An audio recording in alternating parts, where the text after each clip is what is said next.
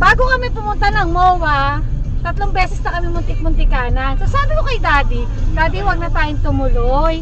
Kasi mukhang masama ng pangitain, 3 beses na tayong muntik-muntikan tumumba. Sabi, hindi yan, huwag ka maniwala doon. Kaya natin yan. Buti na lang yung mga guardian angels na may sabi, hindi pa kayo pwede mamatay, may mga anak pa kayo. Sabi, hindi pa kayo pwede mamatay, magdudusa pa kayo. My God. Self-inflict accident kami. Ang galing ko kaya. Sabay naman na sa likod ko, galing nun ah. Daddy's an expert at making mom's heart jump. That's why mommy loves her. I always make her heart jump. Yes. Like I was crying when I was riding at the back. Talagang Daddy was laughing at me, pero ako I kept crying. And then it took me months before I can ride a motorbike again. Despite them being together for years, he still shows her exciting. Yeah. Living on the edge, mom? You wanna live on the edge? Oh, that's 30 degrees. Turn right onto Bundia Avenue, Senator Gil J. Puyat Avenue.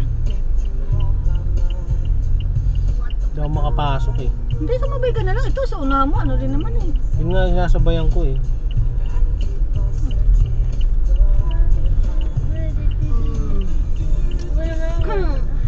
Nakalak pala yung mga door ng mga bata.